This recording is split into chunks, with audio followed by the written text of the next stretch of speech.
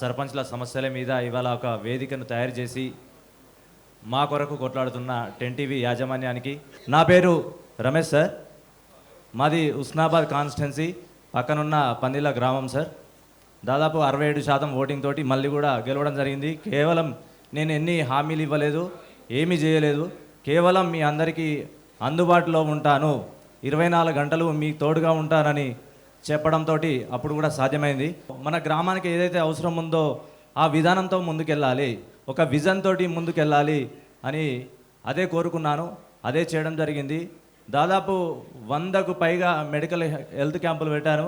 అదేవిధంగా నాకున్న కోరిక ఏంటిదంటే రాష్ట్ర స్థాయిలో ఏవైనా కానీ గాంధీ జయంతి కానీ పండుగలు కానీ ఏవైతే ఘనంగా జరుగుతాయో అవన్నీ కూడా గ్రామ స్థాయిలో మనం నిర్వహించాలి. అది గొప్ప ఆశయంతో ముందుకెళ్ళడం జరిగింది.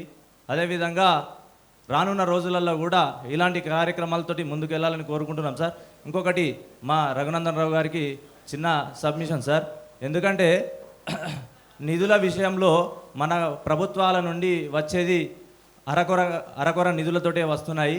ఆ వచ్చిన నిధులను సద్వినియోగం చేసుకోవడంలో కూడా చాలా ఇబ్బందులు అవుతున్నాయి. ఎందుకంటే నిధులు ఏవైతే ఉన్నాయో వాటిని పెట్టి మనం అభివృద్ధి పనులు చేస్తున్నాము కదా, ఆ చేసినప్పుడు ఆ నిధులు ఏమవుతున్నాయంటే మళ్ళీ మాకు డ్రా కావడం లేదు. ఎందుకంటే వాస్తవానికి పనులు చేయడమే గొప్ప, చేసిన తర్వాత 2-3 సంవత్సరాల దాకా కూడా పెండింగ్ బిల్లులు అట్లే ఉండిపోతున్నాయి. లాస్ట్ ఇయర్ కూడా ఇంకా 35 లక్షల రూపాయల బిల్లులు కూడా మాకు పెండింగ్ ఉన్నాయి. గత సర్పంచ్లు కూడా చాలా ఇబ్బంది పడ్డారు. వాళ్ళ పెండింగ్ బిల్లులు ఏవైనా అవన్నీ కూడా క్లియర్ చేయాలని కోరుకుంటున్నాం సార్. ఇది చాలా అవసరం సార్. సర్పంచులు అందరి డిమాండ్ మా దృష్టికి కూడా చాలాసార్లు వచ్చింది. ఇది ప్రభుత్వానికి తీసుకెళ్ళాలి ఈ సమాచారాన్ని. పెండింగ్ బిల్స్ చాలా ఉన్నాయి. అఫ్ కోర్స్ అది బీఆర్ఎస్ ప్రభుత్వ హయాంలో జరిగిన పనులు కావచ్చు, కాంగ్రెస్ హయాంలో ప్రభుత్వాలు ఏవైనా ప్రభుత్వాలు మారుతుంటాయి కానీ గ్రామాలు అవే, ప్రజలు వాళ్ళే కాబట్టి ఆ బిల్స్ అనేది చెల్లించాల్సిన అవసరం అయితే ఉంది. నా పేరు గుడిచె గట్టయ్య యాదవ్, మాది పెద్దపల్లి జిల్లా మంతిలి మండలం కర్నాల గ్రామ సర్పంచ్ని. నేను తెలంగాణ ఉద్యమకారుని. ఈ కాంగ్రెస్ ప్రభుత్వం వచ్చిన తర్వాత తెలంగాణ ఉద్యమకారులకు 250 గజాలు ఇస్తా అని మాటిచ్చింది. దానికి మా మంత్రి శ్రీధర్ బాబు గారు అనౌన్స్ చేశారు.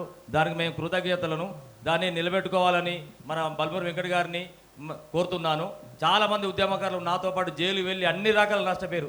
దయచేసి ఎప్పటి నుంచో ఒక ఉద్యమ ఫోరం ఏర్పాటు చేసి మొత్తం రాష్ట్రం మొత్తం తిరుగుతున్నాం, కానీ కనీసం ఇప్పటి వరకు కూడా పట్టించుకునే దాఖలు. దయచేసి అది కొంచెం దాని కార్యరూపం దాల్చాలని కోరుతున్నాను. ఇంకొకటి, నిన్న మా సన్మాన కార్యక్రమంలో శ్రీధర్ బాబు గారు, నేను 2 సార్లు గతంలో ఓడిపోయినా, నన్ను నైటు ఐటీ శాఖ మంత్రి శ్రీధర్ బాబు గారు నిన్న నైట్ శాలువ కప్పి నీ ప్రొసీడింగ్ కాపీ మీ ఊరికి నువ్వు ఒక ఉద్యమకారిని గెలిచినందుకు 4 కోట్ల రూపాయల నిధులు మంజూరు చేసిన ప్రొసీడింగ్ కాపీ చేతిలో పెట్టాడు. దానికి శ్రీధర్ బాబు గారికి ప్రత్యేకంగా కృతజ్ఞతలు తెలుపుతున్నాను. మరియు ఇంకొకటి సార్, మాది సింగరేణి ప్రభావిత గ్రామాలు సార్. మా కన్నాల కావచ్చు, రచ్చపల్లి, రాజాపూర్, రోజు మీరు పేపర్లలో రోజు చూస్తారు. మాది సింగరేణి మొత్తం బొందల గడ్డగా మార్చింది సార్. మా విలేజ్లో బొందల గడ్డగా మార్చింది. దానికి 51% కేంద్ర వాటా, 49% రాష్ట్ర వాటా ఉంటుంది సార్.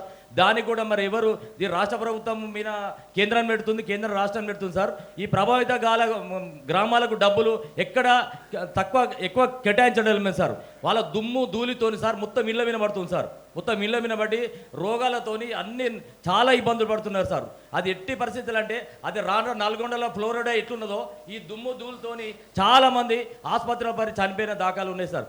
దయచేసి మనం ముఖ్యంగా రఘునందన్ రావు గారికి కేంద్ర పరిధిలో ఉంటుంది కాబట్టి సింగరేణి, దయచేసి దీన్ని కొంచెం సింగరేణిని కొంచెం ఎక్కువ మొత్తంలో నిధులు కేటాయించి చేయాలని కోరుతున్నారు సార్. ఇంకొకటి సార్, వ్యవసాయాన్ని సార్, దీన్ని మన వ్యవసాయానికి కేంద్రం ఉపాధి ద్వారా కొంచెం అనుసంధానం చేస్తే బాగుంటుందని కోరుతున్నాను సార్.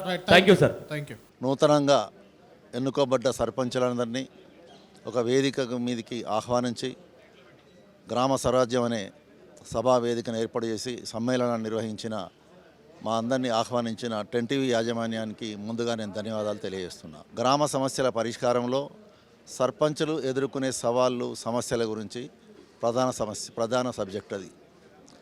ప్రత్యేకంగా రేపు రాబోయే రోజుల్లో సర్పంచులు ఎదుర్కొనే సమస్యల్లో ప్రత్యేకంగా మా గ్రామ పంచాయతీ తరహా గ్రామ పంచాయతీలు అంటే శాతవాహన అర్బన్ డెవలప్మెంట్ అథారిటీ పరిధిలో ఉన్నటువంటి గ్రామాలకు మనకు పర్మిషన్ ఎల్ఆర్ఎస్ గ్రాంట్ అనేది పూర్తిగా సుడా పరిధిలోకి అమౌంట్ జమ కాబడుతుంది. ఎల్ఆర్ఎస్ అమౌంట్ అనేది పూర్తిగా సెంట్రల్ పూల్లోకి జమ కాబడుతుంది. గ్రామ పంచాయతీకి అటు నిధి అనేది ఏమాత్రం రావడం లేదు. అదేవిధంగా సీనరేజ్ అనేది గత ప్రభుత్వాల్లోనే రాష్ట్ర ప్రభుత్వానికే పూర్తిగా జమ అవుతూ గ్రామ పంచాయతీకి జమ చేయడం లేదు. అదేవిధంగా సీనరీస్తో పాటు ప్రొబేషనరీ ట్యాక్స్, ఎంటర్టైన్మెంట్ ట్యాక్స్, రకరకాల పన్నులన్నీ కూడా గ్రామ పంచాయతీకి రావాల్సిన వాటాలన్నీ కూడా రాష్ట్ర ప్రభుత్వాలకే పూర్తిగా తరలి వెళ్తున్నాయి. మళ్ళీ తిరిగి గ్రామ పంచాయతీకి జమ చేయడం లేదు. దీనివల్ల గ్రామ పంచాయతీలో నిధుల కొరత ఏర్పడుతుంది. ప్రత్యేకంగా 15th ఫైనాన్స్ తప్ప వేరే నిధులు రావడం లేదు. ఎస్ఎఫ్సి కూడా అరకొర నిధులతోనే సరిపెడుతున్నారు. కాబట్టి గ్రామ పంచాయతీ ఏవైతే ప్రధానమైనటువంటి పనులు ఉంటాయో, ప్రత్యేకంగా గ్రామ పంచాయతీ నిర్వహించే విధులు ఏమిటంటే విధుల్లో తాగునీటి సరఫరా, వీధి దీపాల నిర్వహణ, పారిశుద్ధ్య నిర్వహణ అనేది ప్రధానమైనవి. వీటి నిర్వహణకు బాగా ఇబ్బందులు ఏర్పడతాయి. వీటి ద్వారా ఇంకా కొత్త పనులు చేయాలంటే కూడా మనం మామూలుగా గ్రామంలో ఉన్నటువంటి రాష్ట్ర కేంద్ర ప్రభుత్వాల కార్యాలయాలు కూడా పూర్తిగా మన బాధ్యతనే ఉంటుంది. నిర్వహణ లోపల గ్రామ పంచాయతీ బాధ్యత ఉంటుంది. ఇవన్నీ నిర్వహణ కానీ కొత్త ఆస్తులు సృష్టించాలన్నా కానీ నిధుల కొరత అనేది ఏర్పడుతుంది. ఆ నిధుల లేమికి మళ్ళీ ఇంకొకటి ఏమిటంటే ఉపాధి హామీ కూడా ఇప్పుడు 60-40 రేషియోలో పెట్టినప్పుడు ఉపాధి హామీ నిధులు కూడా సరిగ్గా రాకపోతే ఇబ్బంది ఏర్పడే పరిస్థితుంది. కాబట్టి రాష్ట్ర ప్రభుత్వం మళ్ళీ మనకు ఏదైతే ఉన్నాయో సుడా పరిధిలోకి అర్బన్ డెవలప్మెంట్ అథారిటీలోకి వెళ్ళే అమౌంట్ను జనాభా ప్రాతిపదికన తప్పకుండా గ్రామ పంచాయతీలకు కేటాయించాలి. అదేవిధంగా స్టాంప్ డ్యూటీ ఏదైతే ఉందో స్టాంప్ డ్యూటీని కూడా తిరిగి గ్రామ పంచాయతీలకు కేటాయించాలి. గ్రామ పంచాయతీకి ఏదైతే మనకు 73 రాజ్యాంగ సవరణ ద్వారా మనకున్న అధికారాలన్నింటినీ ఇవ్వాలి, అధికారాలను బదలాయింపు చేయాలి. తర్వాత నిధులు రావాల్సినవన్నీ వాళ్ళు సక్రమంగా ఇస్తే తప్ప ఒక పట్టణ శివారు కార్పొరేషన్ శివారు గ్రామాల్లో ఆ కార్పొరేషన్ తరహాలోనే ఖర్చులు అధికంగా ఉంటాయి. మరొక గ్రామ పంచాయతీని మెయింటైన్ చేయాలంటే చాలా ఇబ్బందికరమైన పరిస్థితులు ఉంటాయి నిధుల లేమితోటి. కాబట్టి ఈ సమావేశం ద్వారానే ప్రత్యేకంగా ప్రభుత్వ దృష్టికి తీసుకొచ్చేది ఏమిటంటే నిధులన్నీ కూడా ఒక పీడీ అకౌంట్కు రెగ్యులర్గా 3 నెలలకు ఒకసారి జమ చేస్తూ పోతేనే గ్రామ పంచాయతీకి ఎలాంటి ఇబ్బంది ఉండదు. ఇక ప్రత్యేకంగా అభివృద్ధి కోసం ఎమ్మెల్యేలు, ఎంపీలు, కేంద్ర రాష్ట్ర ప్రభుత్వాలు ఇచ్చే నిధులతోని మనం యథావిధిగా గ్రామాన్ని అభివృద్ధి చేసుకోవచ్చు.